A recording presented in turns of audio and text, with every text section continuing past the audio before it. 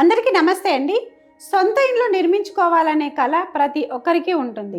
అయితే ఆ ఇల్లు కేవలం ఇటుకలు, సిమెంట్ గోడల నిర్మితం మాత్రమే కాకుండా అందులో నివసించే వారి జీవితాల్లో సంతోషం, ఐశ్వర్యాన్ని నింపేలా ఉండాలని కోరుకుంటారు. ఇందుకోసం భారతీయ సాంప్రదాయంలో వాస్తు శాస్త్రానికి అత్యంత ప్రాధాన్యత ఇస్తారు. ముఖ్యంగా ఇంటి ప్రధాన ద్వారం లేదా సింహద్వారం దిశ మన జీవితాన్ని నిర్ణయిస్తుంది. వాస్తు శాస్త్ర నియమాల ప్రకారం ఇంటికి ఈశాన్య దిశలో ప్రధాన గేటు నిర్మించడం అత్యంత శుభప్రదంగా భావిస్తారు. ఈశాన్య దిశకు సాక్షాత్తు పరమశివుడు అధిపతిగా ఉంటారు. అందుకే ఈ దిశను శివస్థానం అని కూడా వ్యవహరిస్తారు.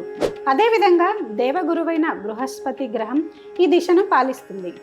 నీటి మూలకం లేదా జలదేవత స్థానమైన ఈశాన్యంలో ప్రధాన గేటును ఏర్పాటు చేసుకోవడం ద్వారా పరమేశ్వరుడి అనుగ్రహంతో పాటు సకల దేవతల ఆశీస్సులు కూడా లభిస్తాయి. ఆర్థికంగా వృద్ధి సాధించాలనుకునే వారికి ఈశాన్య దిశలో ఉండే గేటు ఎంతో మేలు చేస్తుంది. ఈ దిశ నుండి సానుకూల శక్తులు నిరంతరం ప్రవహించడం వల్ల ఇంట్లో లక్ష్మీదేవి కటాక్షం ఎల్లప్పుడూ ఉంటుందని నమ్ముతారు. వ్యాపారస్తులకు నూతన అవకాశాలు లభించడం, ఉద్యోగస్తులకు కెరీర్లో ఉన్నత శిఖరాలకు చేరుకోవడం సులువవుతుంది.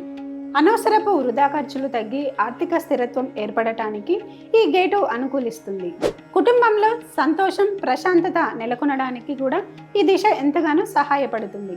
ముఖ్యంగా సంతాన ప్రాప్తి కోసం ఎదురు చూసే దంపతులకు తూర్పు లేదా ఈశాన్య దిశలో గేటు ఉండడం సానుకూల ఫలితాలను ఇస్తుంది. శారీరక, మానసిక వికాసం మెరుగై పిల్లలు చదువులో రాణిస్తారు.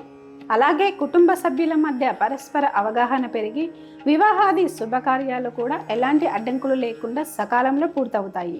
ఈశాన్యంలో ప్రధాన ద్వారం అమర్చే క్రమంలో చాలా మంది తెలియక కొన్ని పొరపాట్లు చేస్తూ ఉంటారు. ఈశాన్య మూలకు సరిగ్గా ఆనుకుని గేటును ఎప్పుడు నిర్మించకూడదు.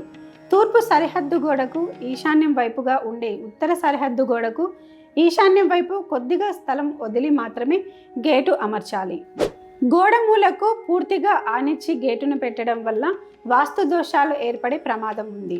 ఈశాన్య గేటు చుట్టుపక్కల ఎలాంటి మురికి కాలువలు, డస్ట్బిన్లు లేదా పాత సామాన్లు పేరుకుపోకుండా చూసుకోవాలి.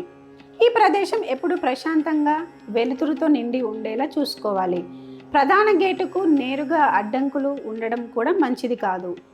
ఇంటి గేటుకు ఎదురుగా పెద్ద వృక్షాలు, కరెంటు స్తంభాలు లేదా ఇతరుల ఇళ్ల మూలలు రాకుండా చూసుకోవాలి.